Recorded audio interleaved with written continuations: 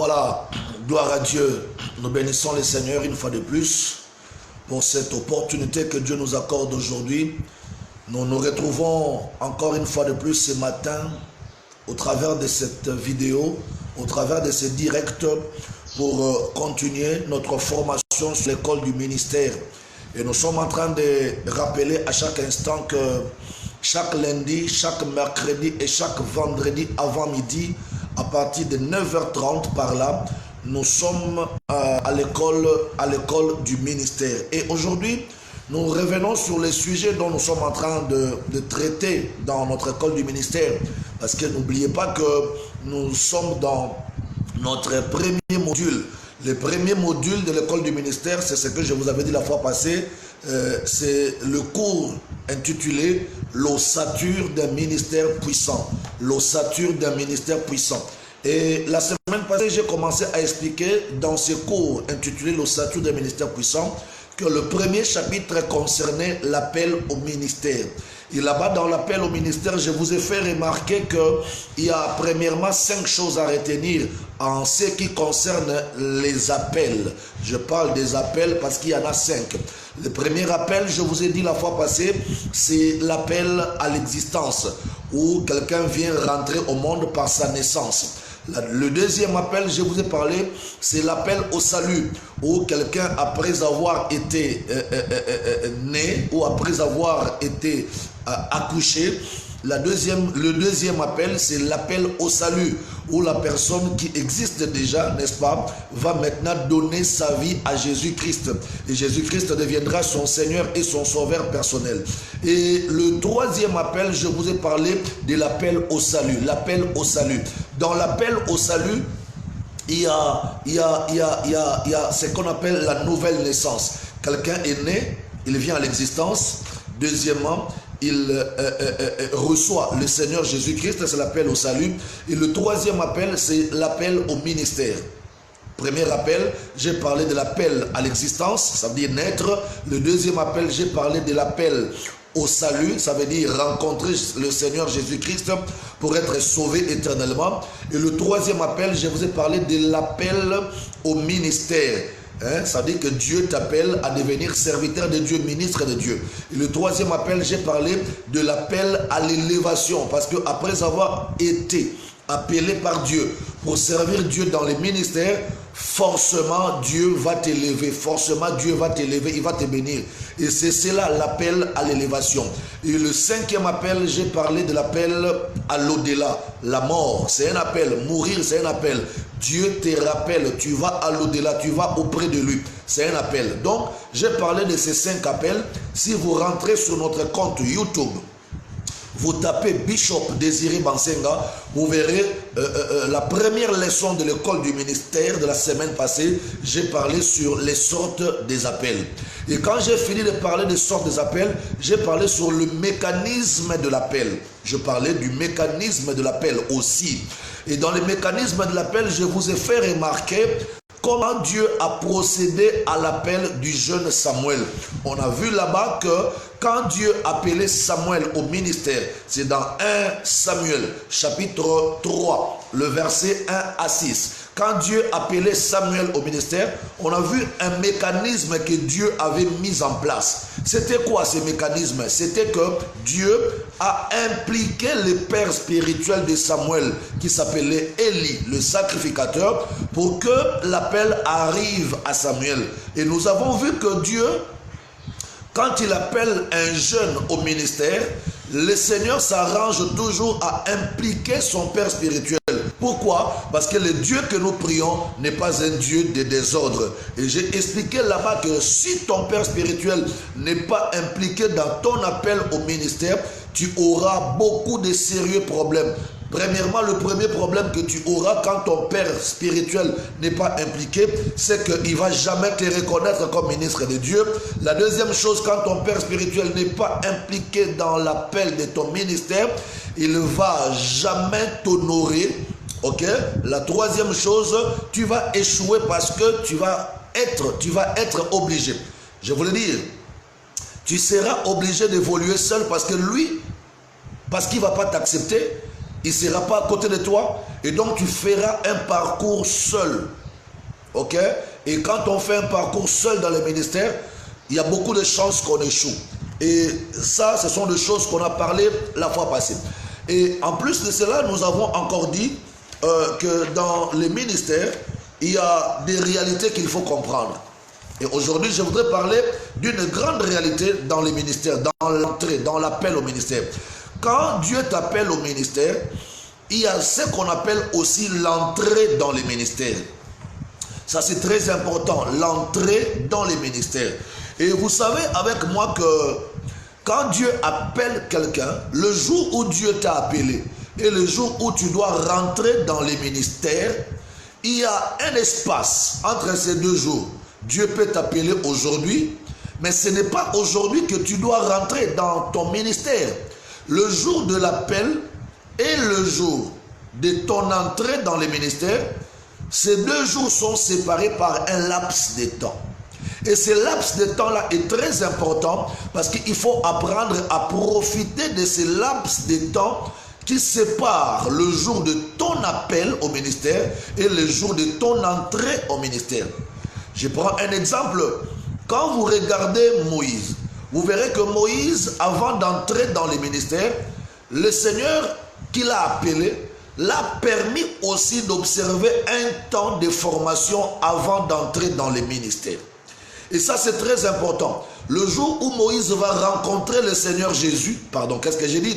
Le jour où le Seigneur va, le jour où Moïse va rencontrer l'Éternel Dieu, et le jour où Moïse va entrer dans l'exercice de son ministère, il y avait un grand espace. Alléluia. Il y avait un grand espace. Et cet espace-là, Moïse l'a exploité pour sa formation. C'est comme ça que vous remarquerez dans Exode au chapitre 3. Exode chapitre 3. Je commence d'abord par Exode chapitre 2. Je vais lire le dernier verset. Exode 2, 24 à 25. Exode 2, 24 à 25. La Bible dit, Dieu entendit leur gémissement et se souvint de son alliance avec Abraham, Isaac et Jacob. Verset 25, Dieu regarda les enfants d'Israël et il en eut compassion. Maintenant, le chapitre 3, Exode 3 maintenant, le verset 1, Moïse faisait paître le troupeau de Jéthro, son beau-père, sacrificateur de Madian, et il mena le troupeau derrière le désert et vint à la montagne de Dieu à Horeb. L'ange de l'Éternel lui apparut dans une flamme de feu au milieu d'un buisson. Moïse regarda et voici le buisson était tout en feu et le buisson ne se consumait point. Moïse dit, je veux me retourner pour voir quel est le buisson, je vais me retourner pour voir pourquoi ce buisson ne se consume point. Alors, le verset 4, on dit, l'Éternel vit qu'il se détournait pour voir, et Dieu l'appela du milieu du buisson et dit, Moïse, Moïse. Il répondit, me voici. Alors, là-bas, nous constatons que Dieu a préparé Moïse avant que Moïse n'entre dans l'exercice de son ministère. Attends, je vais bien dire ça. Avant que Moïse devienne le berger de troupeau d'Israël, Dieu s'est arrangé d'abord à ce que Moïse soit le troupeau, soit le berger de troupeau de Jéthro. Voyez-vous? Donc le Seigneur, avant que Moïse n'entre dans son appel, dans l'exercice de son ministère, avant que Moïse rentre dans l'exercice de son ministère, Dieu s'est organisé que Moïse soit d'abord le conducteur, le berger des enfants, le berger des troupeaux de Jéthro. Or, en étant le berger de troupeaux de Jéthro, Dieu s'assurait que Moïse apprenne comment diriger le troupeau d'Israël. Parce que n'oublie pas, avant que Dieu n'appelle Moïse, ou avant que Dieu ne fasse de Moïse le berger de troupeau d'Israël, Dieu s'est assuré d'abord que Moïse commence par être le berger de troupeau de Jéthro. Ouais, ce n'était pas un hasard. Dieu a permis que Moïse aille apprendre auprès de Jéthro comment diriger, n'est-ce pas, le troupeau. Et en dirigeant le troupeau de Jéthro, Moïse ne se rendait pas compte qu'il était en train de se former pour devenir le berger de troupeau des enfants d'Israël. Et c'est comme ça que le jour où Dieu va constater qu'il était temps pour libérer, pour délivrer les enfants d'Israël de l'esclavagisme en Égypte et les conduire vers la terre promise, Dieu a regardé Moïse, Dieu a compris que la personne qui peut aller libérer le troupeau d'Israël et après le conduire dans le désert et les amener à Canaan ne peut être que Moïse. Il n'y a que Moïse qui a reçu cette expertise. Pourquoi? Parce que Moïse a d'abord commencé à apprendre à diriger un troupeau dans la maison de Jéthro. Donc, j'étais en train de dire, tu peux recevoir l'appel au ministère, mais tu dois savoir, après avoir reçu l'appel au ministère, on ne rentre pas directement dans l'exercice de son ministère. Il faut marquer une pause. Il faut prendre un temps après ton appel qui sont allés entrer de plein pied dans les ministères sans passer par la formation. La majorité ont échoué brillamment. Et c'est ça même la volonté de Dieu. Après avoir reçu l'appel, après avoir été l'appel de servir Dieu, il faut ajouter à votre appel une formation. La formation est très importante avant d'entrer dans l'exercice total de votre ministère.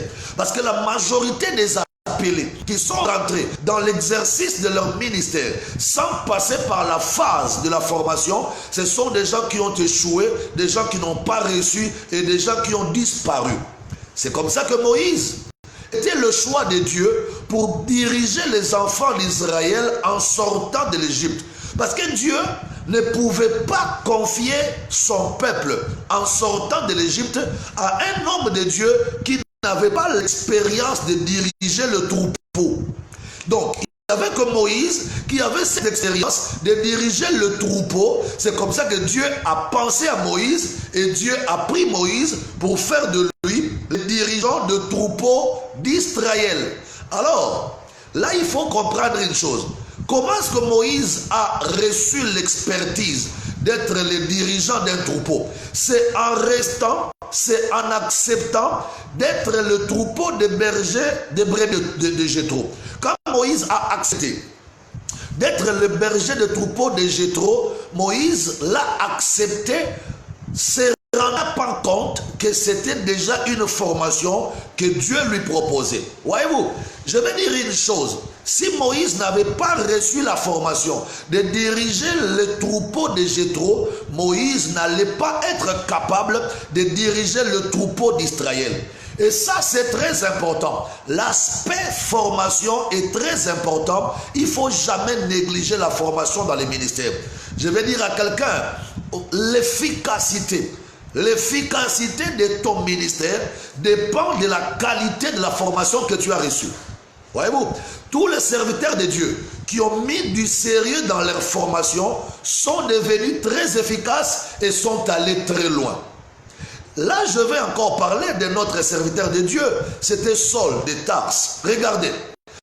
Saul de Tarse, quand vous lisez dans Actes des Apôtres au chapitre 9, Saul de Tarse, lorsqu'il était en train d'aller à Damas, pour persécuter l'église qui était là-bas à Damas, il est là en route, en mi-chemin, l'Éternel Dieu, Jésus, va rencontrer Saul de Tarse et va dire à Saul de Tarse que Saul, tu ne peux pas continuer à combattre l'église et à me combattre. La Bible déclare, pendant qu'il était en chemin, on va prendre Actes des Apôtres, chapitre 9, Actes chapitre 9, le verset 3. Écoutez comment la Bible dit. Comme il était en chemin et qu'il approchait de Damas, tout à coup, une lumière venant du ciel resplendit autour de lui. Il tomba par terre et il entendit une voix qui lui disait, « Saul, Saul, pourquoi me persécutes-tu » Il répondit, « Qui es-tu, Seigneur ?» Et le Seigneur dit, « Je suis Jésus que tu persécutes. Il te serait dur de régimer contre les aiguillons. » Tremblant et saisi de froid, il dit, « Seigneur, que veux-tu que je fasse ?» Le Seigneur lui dit, « Lève-toi, entre dans la ville et on te dira ce que tu dois faire. » Aïe, aïe, aïe. Entre dans la ville et on te dira ce que tu dois faire. Voyez-vous, le Seigneur rencontre Saul de Tarse. Le Seigneur rencontre Saul et déjà c'était la rencontre de Saul et du Seigneur. Donc le Seigneur était en train de chercher Saul pour le servir. Dieu était en train de vouloir amener Saul de Tarse à devenir apôtre. Mais écoutez, quand le Seigneur rencontre Saul de Tarse, la Bible dit, Saul tomba et il pose la question, qui es-tu Seigneur? Le Seigneur lui dit, c'est moi Jésus que tu es en train de persécuter. Alors, ce que tu dois faire, lève-toi maintenant que tu es tombé, va dans le village prochain, donc va à Damas. Là-bas, on te dira ce que tu dois faire. Voyez-vous, Dieu, Jésus, n'a pas demandé directement à Saul de Tarse de se lever après avoir rencontré la puissance de l'appel et de prendre la Bible pour aller prêcher. Voyez-vous, le Seigneur rencontre Saul, mais il demande à Saul d'entrer dans le village de Damas, de s'asseoir là-bas, parce que c'est là-bas qu'on doit lui dire ce qu'il doit faire.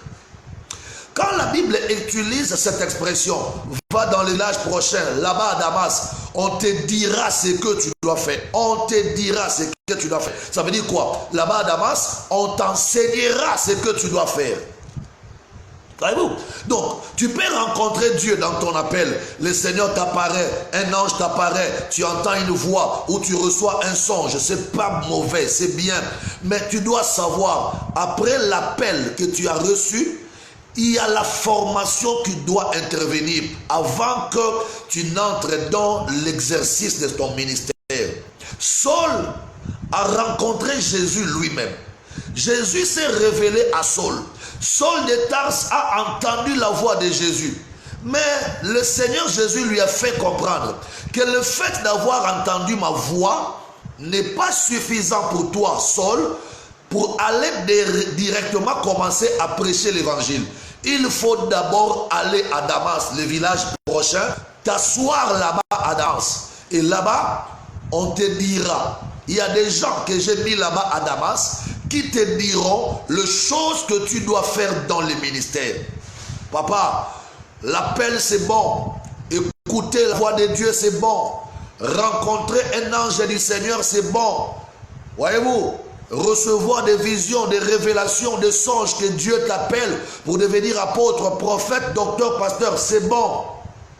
Mais après avoir écouté la voix, après avoir reçu l'appel de servir Dieu, avant d'entrer dans l'exercice de ton ministère, il faut t'asseoir pour que les gens te disent qu'est-ce que tu dois commencer à faire dans ton ministère. Le Seigneur rencontre Saul de Tarse sur le chemin de Damas et il dit à Saul de Tarse, Saul, tu vas rentrer dans le village prochain à Damas. Là-bas, tu vas t'asseoir dans la maison d'un certain nommé Judas. Et là-bas, chez Judas, j'enverrai Ananias, un des anciens disciples, qui viendra te dire, toi, Saul, ce que tu dois faire. Ça veut dire qu'il viendra t'enseigner ce que tu dois faire.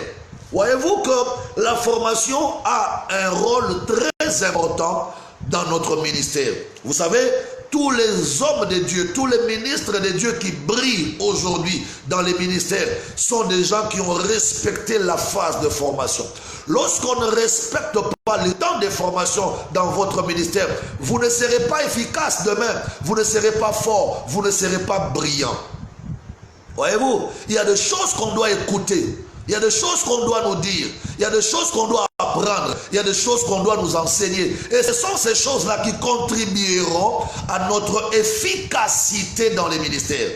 Je voudrais vous donner un exemple. Vous voyez, quand vous allez par exemple dans une boutique pour acheter une coupe, une machette, tu vas acheter la machette dans la boutique et puis le vendeur va te dire, pour mieux utiliser ta machette, il faudrait aller à la meule. Là-bas, on va aiguiser, on va affûter ta machette et cela va commencer à te servir efficacement. Maintenant, imagine que tu achètes une machette dans une boutique, mais tu ne veux pas affûter ça. Tu dis, c'est ma machette, je l'ai déjà, je ne vais pas passer mon temps à aller affûter ma machette, je vais directement commencer à couper de grands arbres. En tout cas, je suis sûr. Je suis sûr qu'avec ta machette qui n'a pas été affûtée, tu feras 10 ans sans pour autant faire tomber un grand arbre. D'ailleurs, 10 ans, tu n'atteindras même pas 10 ans, mais ta main sera malade. Parce que lorsqu'on utilise une machette qui n'est pas affûtée, qui n'est pas aiguisée, pour couper un grand arbre, l'arbre ne tombera pas. L'arbre ne sera pas coupé, mais c'est ta main qui sera blessée et c'est ta main qui sera malade. C'est comme ça, quand Dieu te prend comme serviteur de Dieu, quand Dieu t'appelle pour le servir, Dieu s'assure que tu sois formé. Parce que c'est dans la formation que tu seras préparé. C'est dans la formation que tu seras affûté. C'est dans la formation que tu seras aiguisé pour que tu deviennes une machette efficace dans ton opération. C'est comme ça que vous remarquerez, beaucoup de ministères n'ont pas d'efficacité sur le terrain. Non pas parce qu'ils n'ont pas Dieu. Ils ont Dieu, mais ils n'ont pas été formés. Avoir Dieu, c'est une chose. Et être formé, c'est une autre chose. Parce que tu peux avoir Dieu, mais tu ne sais pas comment travailler avec Dieu. Voyez-vous, tu as Dieu, mais tu ne sais pas comment travailler avec Dieu. Et c'est là où viendra le chaos. Tu peux avoir ta machette, mais tu ne sais pas utiliser ta machette pour couper un tronc d'arbre. Ta main sera malade, ta main sera blessée. Mais quand tu as une machette et que tu commences d'abord par l'affûter, par l'aiguiser, par la préparer, avant de couper un arbre, l'arbre va tomber. Bien aimé, détenir Dieu, avoir l'appel en soi, c'est une chose, et savoir travailler avec cet appel de Dieu, c'est une autre chose. Et on apprend à travailler avec l'appel pendant le moment de formation. C'est dans ta formation, c'est pendant la période de la formation qu'on va t'enseigner comment travailler avec Dieu, comment évoluer avec Dieu et comment faire de grandes choses avec Dieu. Tu sais, lorsque on va à la pharmacie, on achète un produit pharmaceutique. Quand on achète un produit pharmaceutique à la pharmacie, dans chaque carton du produit pharmaceutique, il y a ce qu'on appelle la notice ou le mot d'emploi, autrement dit la posologie. Donc, la science nous recommande, avant de boire un médicament, il faut d'abord te faire former pour prendre ces médicaments. Tu vas te faire former comment pour prendre un comprimé? C'est en lisant la notice que tu vas trouver dans les cartons. Alors, si toi, tu n'as pas le temps de lire la notice que tu vas trouver dans les cartons, donc ton médecin qui t'a prescrit ces comprimés aura déjà lu pour toi la notice et va t'apprendre comment boire ces médicaments. Parce qu'un médicament qu'on va boire sans respecter la notice, ce médicament peut se transformer en poison contre toi.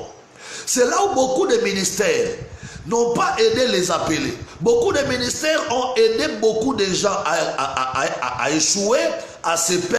Pourquoi? Parce que tu es entré dans le ministère sans apprendre comment doit opérer ton ministère. On ne t'a pas appris comment ton ministère doit opérer. On ne t'a pas appris comment ton ministère doit travailler. On ne t'a pas montré comment travailler avec Dieu dans ton ministère. Et c'est là où il y a beaucoup de problèmes. Des gens qui rentrent de plein pied dans le ministère, mais qui n'ont pas été formés pour le ministère. Ils n'ont pas appris comment mon ministère doit travailler, comment mon ministère doit faire, comment je dois commencer à travailler avec Dieu. Et ça, c'est un grand danger. C'est pourquoi j'ai dit à quelqu'un, après avoir reçu l'appel au ministère, il faut, n'est-ce pas, respecter la saison de formation, la période de formation. Car c'est dans ta formation que tu apprendras comment on peut travailler avec Dieu, comment on peut travailler dans les ministères et comment rendre son ministère efficace. Saul de Tarse a rencontré Jésus sur le chemin de Damas. Saul de Tarse a écouté la voix de Dieu. Mais le fait d'écouter la voix de Dieu ne suffisait pas pour Saul de Tarse avant d'entrer dans le ministère. Comment? Parce que l'Éternel lui dit, l'ange de l'Éternel qui est apparu à Saul va lui dire, maintenant que tu as entendu la voix de Dieu, va dans les villages prochains, là-bas tu vas t'asseoir et quelqu'un te dira ce que tu dois faire. Ça veut dire quelqu'un t'enseignera, quelqu'un t'apprendra, quelqu'un te montrera comment le ministère doit fonctionner et comment tu dois opérer dans les ministères. Et c'est ce moment-là que Saul devrait s'asseoir pour apprendre, pour écouter les autres. C'est ça ce que moi j'appelle le moment de formation. Que personne ne te dise que la formation n'est pas importante. C'est faux. Quand on n'est pas formé dans les ministères, on n'ira pas loin. Quand on n'est pas formé pour les ministères, on va s'arrêter en chemin. Quand on n'est pas formé pour entrer dans les ministères, on disparaîtra.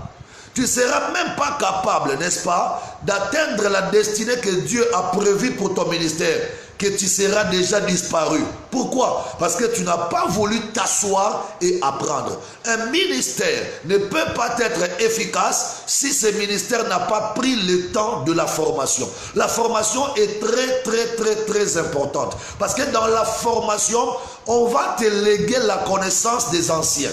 Dans la formation, ceux qui ont rencontré Dieu avant toi vont te dire comment Dieu opère, comment on travaille avec Dieu et comment on évolue avec Dieu. Ça, c'est très important. Il ne faut jamais négliger la formation. Écoutez, je veux vous faire remarquer une chose. Quand quelqu'un n'est pas formé pour le ministère, il rentre directement pour accomplir son ministère. Il commence directement pour faire son ministère. Vous verrez que la personne là n'aura pas la grande vitesse de progression. Je vais dire ceci. Tous ceux qui n'ont pas respecté la formation ont du mal à progresser rapidement. Mais ceux-là qui ont respecté la saison de formation, quand ils finissent la formation, ils émergent vite, ils montent vite, ils progressent vite. Pourquoi? Parce que la formation lui donne la vitesse. Voyez-vous?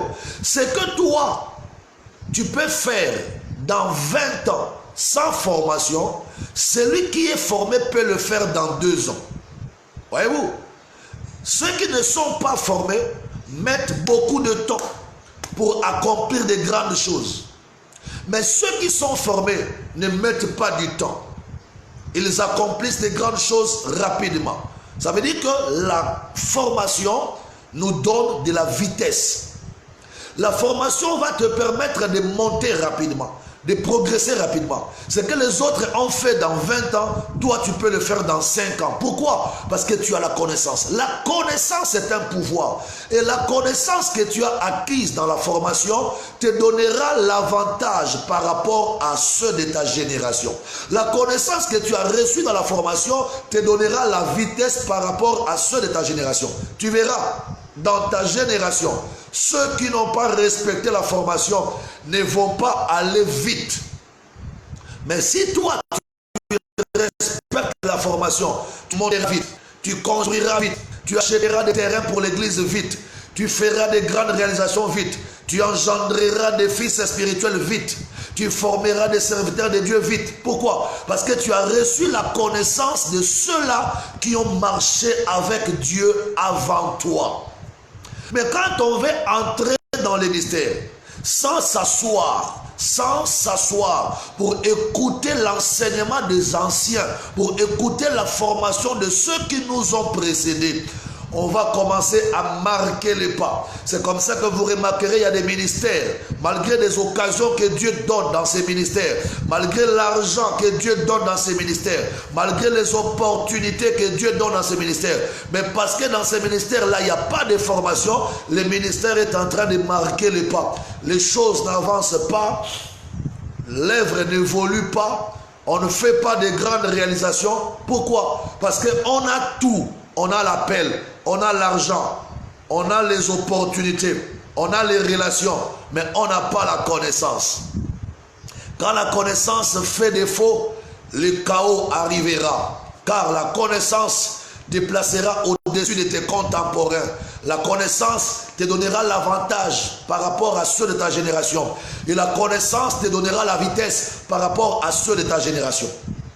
Manquez tout, mais ne manquez pas la connaissance. Celui qui a la connaissance, même s'il n'a pas l'argent dans les ministères, la connaissance va l'aider à produire l'argent pour faire le ministère. Celui qui n'a pas de relation dans les ministères, mais s'il a la connaissance, il a été enseigné, la connaissance va l'aider, n'est-ce pas, à tisser et à gagner des relations pour avancer. Mais celui qui a l'argent, celui qui a les relations, mais qui n'a pas la connaissance, ne saura pas utiliser cet argent et les relations pour aller loin. Donc moi je crois, le potentiel important dans un ministère, après avoir reçu l'appel, c'est d'abord la formation. Fais-toi former. Quand tu te fais former, tu seras efficace dans ton ministère, tu vas aller plus loin et tu vas réaliser rapidement des choses que ceux de ta génération n'ont pas pu réaliser parce qu'ils n'avaient pas la connaissance, parce qu'ils n'étaient pas enseignés, parce qu'ils n'étaient pas formés. Tu sais, même Jésus, avec ses apôtres, ses disciples, ils ont respecté le principe de la formation. Les apôtres sont restés avec Jésus pendant 3 ans et demi en train de recevoir la formation. Voyez-vous? Et la formation a beaucoup de facettes. Il y a des formations où tu peux aller dans une école biblique. Il y a des formations où tu peux aussi t'asseoir au pied d'un père pour que le père t'enseigne le secret, le principe du ministère. Et ça, c'est très important. Quand on ne veut pas s'asseoir au pied d'un ancien pour apprendre les secrets du ministère, on va échouer dans les ministères. Lorsqu'on ne veut pas aller apprendre dans une école le secret du ministère, on va échouer dans le ministère. Voyez-vous, il y a une aberration, il y a une erreur que beaucoup de ministres de Dieu sont en train de faire.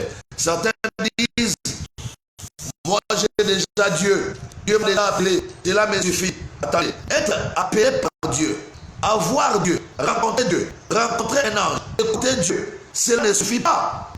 Parce que Saul de Tarse avait rencontré Jésus sur le chemin de Damas. Il a écouté la voix de Jésus sur le chemin de Damas. Mais Jésus lui a dit, même si tu m'as rencontré, même si tu as entendu ma voix, va t'asseoir dans la ville de Damas. Parce que là-bas, j'enverrai quelqu'un qui te dira ce que tu dois faire. Donc, ne sois pas pressé après avoir reçu l'appel, après avoir écouté Dieu te parler, ne sois pas pressé d'aller entrer dans les ministères. Avant d'entrer dans les ministères, assure-toi que tu as reçu ta formation. Voyez-vous? Et le temps de la formation ne dépend pas de toi, ça dépend de Dieu. Dieu sait combien de temps ta formation doit prendre. Il y a certaines personnes qui ont fait longtemps dans la formation, comme Moïse. Moïse est resté berger de troupeaux de Jéthro pendant 40 ans. Voyez-vous? Mais Saul de Tarse est resté chez Ananias, à Damas, pendant un petit temps. Donc, la durée de la formation de chacun dépend de Dieu. Voyez-vous? C'est Dieu qui connaît quelles sont les capacités d'assimilation, quelles sont les capacités de compréhension qui habitent en toi. Alors Dieu appréciera, Dieu va voir par rapport à tes capacités si tu vas rester longtemps en formation ou si tu vas sortir vite de la formation.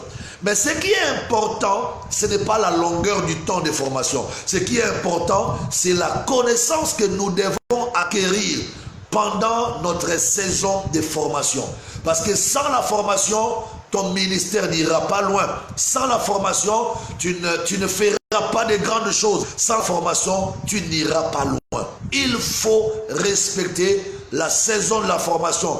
Il faut respecter la période de la formation pour que tu rentres dans les ministères avec efficacité, avec force, avec puissance. Et c'est très important ce que je suis en train de dire. Regardez, puisque nous parlons de la formation, allons-y voir le cas de Timothée. Timothée était un fils qui est venu dans le ministère de Paul. Mais quand vous lisez 2 Timothée, chapitre 2 au verset 2, vous lisez 2 Timothée, chapitre 2 au verset 2, qu'est-ce que Paul est en train de dire à Timothée? Paul dit à Timothée, on va lire ça, dans 2 Timothée chapitre 2 verset 2. J'aimerais qu'on lise parce que c'est une école. Hein? C'est une école en ligne. C'est une formation en ligne. Et nous devons donner non seulement la révélation, mais vous donner également les preuves de la Bible pour que vous soyez capables, vous aussi, à votre tour, d'aller défendre cette connaissance. 2 Timothée chapitre 2, le verset 2. Je commence même par le verset 1er. L'apôtre Paul dit à Timothée, il dit ceci: toi donc, mon enfant, fortifie-toi dans la grâce qui est en Jésus-Christ, et ce que tu as entendu de moi en présence de beaucoup de témoins, confie-les à des hommes fidèles qui soient capables de l'enseigner aussi aux autres. Voyez-vous, Paul est en train de rappeler à Timothée, et il est en train de nous dire également qu'il a pris le temps d'enseigner Timothée. Et Timothée a pris le temps de s'asseoir pour écouter les enseignements de Paul.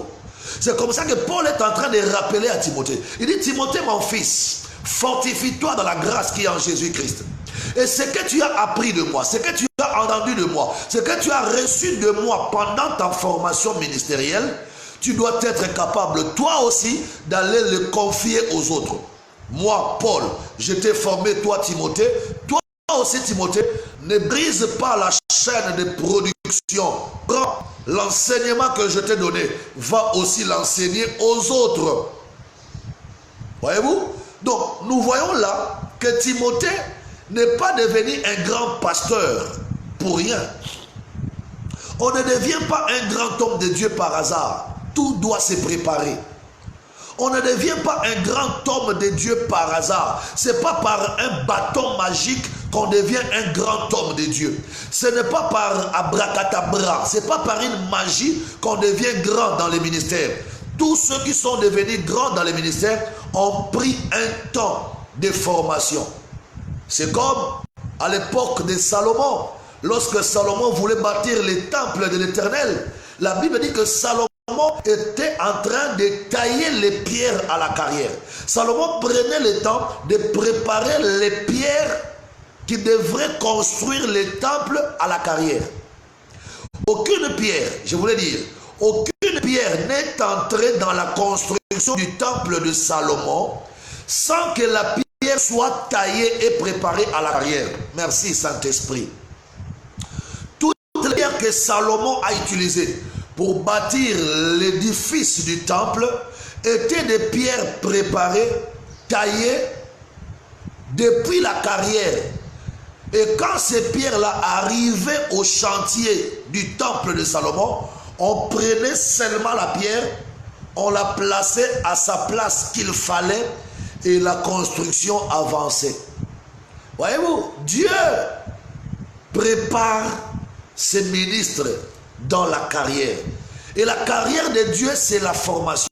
C'est dans la formation que Dieu est en train de te préparer pour que tu joues un rôle important dans le corps de Christ et pour que tu occupes une place qu'il faut dans le corps de Christ.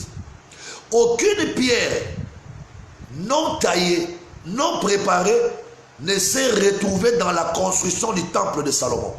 Mais aujourd'hui, c'est la formation qui nous prépare. C'est la formation qui nous taille pour que nous jouons un rôle qu'il faut dans le corps de Christ, dans l'œuvre de Dieu. Vous savez, la majorité des personnes, la majorité des serviteurs de Dieu qui refusent la formation et qui ne se confient qu'à leurs dons spirituels, qui ne se confient qu'à leur grâce. Il dit, j'ai déjà mes dons, j'ai déjà ma grâce, j'ai déjà ma voyance, j'ai déjà mon don de guérison miracle, je n'ai pas besoin de gens, je n'ai pas besoin de formation. Oui, tu auras la grâce, tu auras les dons, mais tu ne sauras pas bien te servir de ces dons et de ces grâces si tu n'as pas été formé. Et la majorité des gens qui n'aiment pas la formation sont ceux-là qui sont les premiers à dire des autres qu'ils sont magiciens. Lui là, il a rapidement construit son temple parce qu'il a l'argent de la magie. Lui là, il rassemble beaucoup de gens parce qu'il a des fétiches. Lui là, il a beaucoup d'argent dans son ministère parce qu'il est occultiste. Ça, ce sont des arguments que les gens qui ont échoué dans les ministères donnent. quand quelqu'un échoue dans son ministère, parce qu'il avait refusé la formation, il commence à identifier les exploits des autres à la magie, à l'occultisme. Il va te dire, telle personne rassemble beaucoup de gens dans ses réunions parce qu'il a la magie. Tel autre est là, il a construit un grand temple parce qu'il a des fétiches. Lui là, il fait des délivrances parce qu'il a des démons en lui. Or, on devient efficace, on apprend à rassembler la foule, on apprend à construire des grands temples si on avait pris le temps de s'asseoir, d'être enseigné. Comment ceux qui t'ont précédé ont construit? Comment les gens qui t'ont précédé ont rassemblé des grandes foules? Va t'asseoir au pied de ceux-là qui ont reçu l'expérience avant toi. Va consulter les anciens qui ont conduit l'œuvre avant toi, qui ont rassemblé des gens dans des grandes réunions avant toi. Ils ne manqueront pas de choses à te donner comme formation. Mais quand on ne veut pas se faire former, on refuse la formation et on veut directement entrer dans les ministères. En tout cas, attendez-vous à des grandes chutes, attendez-vous à des grands chaos et attendez-vous à des grands échecs. Voilà le sujet dont je voulais parler sur l'entrée au ministère. Donc, on ne rentre pas dans les ministères sans pour autant passer par la formation. La formation ne te donnera pas du retard. Au contraire, la formation te donnera de la vitesse. Ça veut dire que les Français disent, celui qui recule pourra mieux sauter. Celui qui prend le recul pourra mieux sauter. En fait, les gens ont comme l'impression que lorsqu'on s'assoit pour suivre la formation, on passe du temps. Non, on ne passe pas du temps. On est en train de prendre les reculs pour mieux sauter. Parce que quand tu sortiras de la formation, tu prendras une vitesse telle que, tous ceux qui ont commencé avant toi, tu vas les dépasser. En fait, tu vas d'abord les rattraper et après, tu vas les dépasser. Donc, rester assis pour se faire former n'est pas une perte de temps. Au contraire, tu es en train de prendre de l'élan. Tu es en train de prendre de la position pour bien entamer ton envol. Et tu prendras une vitesse de croisière que les autres n'ont pas pris. Ça, j'ai parlé sur l'entrée au ministère. Puisque j'avais parlé de l'appel, j'ai parlé du mécanisme de l'appel, j'ai parlé de l'implication du Père spirituel dans l'appel. Et maintenant, là, j'ai parlé de l'entrée au ministère. L'entrée au ministère. Maintenant, je voudrais parler d'un petit sujet encore avant de finir. C'est ce que moi j'appelle la gradation dans les ministères. La gradation dans les ministères, c'est un petit sujet que je voudrais amorcer aujourd'hui avant de finir cette vidéo. Vous savez, quand je parle de la gradation, je voudrais te lire un texte que j'ai préparé pour que tu comprennes que dans les ministères, il n'y a pas d'échelon. Oui, dans les ministères, il n'y a pas d'échelon. Le ministère n'est pas comme l'armée. Le ministère n'est pas comme l'armée où vous allez vous retrouver aujourd'hui sergent, demain, je ne sais pas moi, sous-lieutenant, après-demain, lieutenant, capitaine, commandant, colonel et puis ainsi de suite. Non, les ministères, ce n'est pas comme ça. Je vais lire dans le manuel. Je ne sais pas si vous avez les manuels. Si vous n'avez pas le manuel que j'utilise, écrivez-moi dans les commentaires, donnez-moi votre boîte mail et moi je vais vous renvoyer le cours. Je vais vous renvoyer le manuel par mail. Vous allez télécharger chez vous et puis vous allez imprimer. Donc je suis en train d'utiliser ces manuels. C'est un manuel très riche. C'est un manuel très riche. C'est le manuel que j'utilise. Voilà. Si vous n'avez pas ces manuels, écrivez-moi votre mail dans les commentaires, s'il vous plaît. S'il vous plaît, écrivez-moi votre mail dans les commentaires et moi je vais vous renvoyer dans votre mail, je vais vous renvoyer, n'est-ce pas, le manuel et vous allez télécharger et imprimer. Écoutez, je vais lire quelque chose sur la gradation. C'est des textes que j'ai écrits. Écoutez, En lisant la Bible dans Éphésiens chapitre 4, verset 11, nous constatons que tous les ministères sont égaux et qu'aucun ministère n'est plus grand que l'autre. Contrairement à ce que pensent plusieurs personnes, un apôtre n'est pas plus grand qu'un prophète, non plus un évangéliste moins qu'un prophète. La succession ministérielle telle qu'il est écrit dans Éphésiens 4, le verset 11, n'est pas une gradation, n'est pas un échelon. Ce n'est qu'une simple énumération, parce qu'un évangéliste peut engendrer dans les ministères un apôtre, de même un docteur peut engendrer dans les ministères un prophète dans les ministères, et de même un évangéliste peut aussi engendrer un docteur. Donc, la grandeur dans les ministères est fonction de l'œuvre que tu réalises. Mais la grandeur ou l'échelon dans les ministères n'est pas fonction de ces titres-là. Ce ne sont pas les titres qui nous placent au-dessus des autres ministres, mais ce sont les réalisations que nous faisons dans les ministères qui nous donnera la considération par rapport aux autres. Quand vous lisez Éphésiens, prenons Éphésiens 4 et 11, je vais vous montrer ce que moi j'appelle la gradation. Éphésiens chapitre 4, le verset 11. Voyez comment la Bible dit. Et il a donné les uns comme apôtres, les autres comme prophètes, les autres comme évangélistes, les autres comme pasteurs et docteurs. Je m'arrête d'abord là.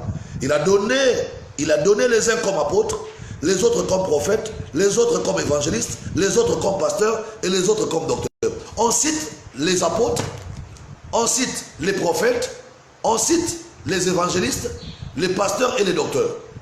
Le fait que l'apôtre soit cité en premier lieu ne fait pas de lui le ministre le plus grand. Suivez-moi très bien. Ce n'est pas parce qu'on a commencé l'ordre des citations par l'apôtre que c'est lui qui est le plus grand. Non. Souvent, nous les apôtres, nous commettons cette erreur. Nous pensons que être apôtre, c'est être le plus grand ministre par rapport aux autres. Ce n'est pas vrai. Ce n'est qu'un ordre de citation. Lorsque j'arrive quelque part, je trouve 5 personnes et on me dit de citer les noms de personnes que j'ai trouvées là-bas, je ne dirai pas au même moment le nom de 5 personnes. Je n'ai qu'une seule bouche, une seule langue. Je ne saurais pas de manière phonétique à citer 5 noms au même moment. Non. Je dois commencer à citer les 5 noms de manière chronologique. Je commencerai par le premier nom, après le deuxième, après le troisième, après le quatrième et le cinquième nom. Mais ce n'est pas le premier nom que je viens de citer qui est le plus grand par rapport aux autres noms. Quand l'apôtre Paul est en train de citer les ministères dans Éphésiens 4 au verset 11, il dit « Le Seigneur a donné les uns comme apôtres, les autres comme prophètes, les autres comme évangélistes, comme pasteurs et docteurs. » Ça ne veut pas dire qu'un apôtre est plus grand qu'un évangéliste. Ça ne veut pas dire qu'un apôtre est plus grand qu'un prophète. Ça ne veut pas aussi dire qu'un prophète est plus grand qu'un docteur ou un pasteur. Alors, contrairement aux églises traditionnelles, parce que dans les églises traditionnelles, les anciennes églises qu'on a trouvées lorsque nous sommes venus au monde, là-bas, on nous faisait comprendre que le plus petit ministre de Dieu, c'est un évangéliste. C'est faux. L'évangéliste n'est pas le plus petit ministre de Dieu. Parce que nous voyons dans d'autres congrégations, nous voyons dans certaines congrégations où on vous dit, bon, le ministère, quand tu rentres dans le ministère, il faut d'abord commencer par être évangéliste. Après avoir été évangéliste, après tu seras promu, tu deviendras pasteur. Et quand tu seras pasteur, tu travailles un peu. Après tu seras promu et puis plus tard tu deviendras docteur. Non, ça c'est pas la parole de Dieu. Il n'y a pas de promotion dans les ministères. Tous les ministères sont égaux. Que tu sois apôtre, prophète, évangéliste, pasteur, docteur. Aucun ministère n'est plus grand que l'autre ministère. Devant Dieu, tous ces ministères sont égaux. Maintenant, c'est toi le ministre qui peut commencer à travailler ta valeur. Comment? Par ta façon d'exercer les ministères. Et vous, il y a des évangélistes qui sont plus grands dans l'œuvre que les apôtres. Moi, mon pasteur, mon père spirituel, est un évangéliste des ministères. mais il a engendré un apôtre que je suis. Donc, si l'apôtre était plus grand qu'un évangéliste, comment est-ce qu'un évangéliste engendrerait un apôtre? Ou comment est-ce qu'un évangéliste engendrerait un docteur? Non. Voyez-vous? Donc, l'évangéliste n'est pas plus petit qu'un apôtre, il n'est pas plus petit qu'un prophète, et le docteur aussi n'est pas plus grand qu'un pasteur. Tous les ministères sont égaux. Il n'y a pas de gradation, il n'y a pas des échelons à escalader, à monter dans les ministères. Il n'y a pas de promotion comme à la police, comme à l'armée. Tu commences adjudant, puis sous-lieutenant, lieutenant, capitaine, commandant, colonel, général. Non. Tous les ministères sont égaux et c'est ça, c'est ça. Donc, pour que toi tu sois grand, pour que toi tu sois grand dans le ministère, pour que toi tu sois grand dans ton appel, tu dois te mettre à travailler. Tu dois te mettre à prendre les ministères au sérieux. Je vous ai dit tout à l'heure que moi, je suis un apôtre. J'ai mon collègue, mon frère qui est docteur de la parole. Mais nous avons tous des pères spirituels, le même père spirituel. Notre père spirituel est un évangéliste. Son ministère, il est évangéliste. Mais un évangéliste qui engendre des apôtres, qui engendre des docteurs. Donc vous voyez que l'évangéliste n'est pas un petit ministère, comme aussi le pastorat n'est pas un petit ministère. Voyez-vous? Donc, il faudrait comprendre une chose. La grandeur dans les ministères, ce n'est pas les titres. Ce n'est pas parce que je suis apôtre que je suis le plus grand, non. Ce n'est pas parce que je suis docteur que je suis le plus grand, non. Ce n'est pas parce que je suis prophète que je suis le plus grand, non. On est grand, on devient grand dans les ministères quand tu prends au sérieux ton travail et quand tu fais des grandes réalisations dans ton travail. Et ça, c'est très très important. Il faut remarquer ces choses, il faut réaliser ces choses, il faut comprendre ces choses-là.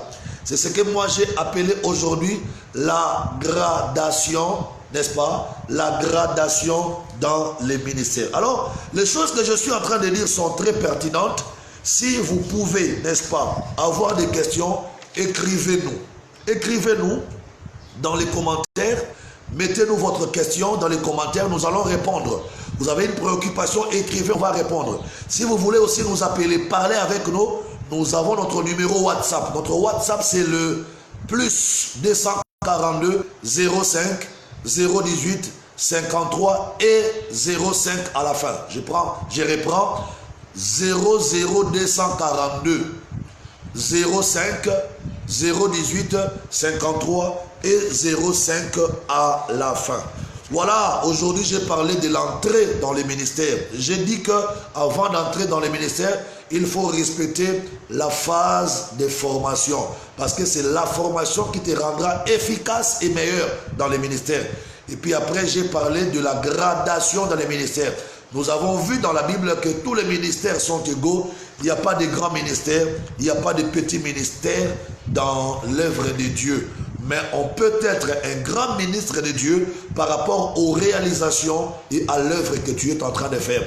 C'est la grandeur de ton œuvre qui fera ta grandeur, toi, ministre de Dieu. Mais ce n'est pas le titre qui fait la grandeur d'un ministre de Dieu. C'est la grandeur de son œuvre qui fait la grandeur du ministre de Dieu. Alors quand on est ministre de Dieu, cherche à réaliser une bonne œuvre, une grande œuvre. Ne cherche pas à conserver un grand titre.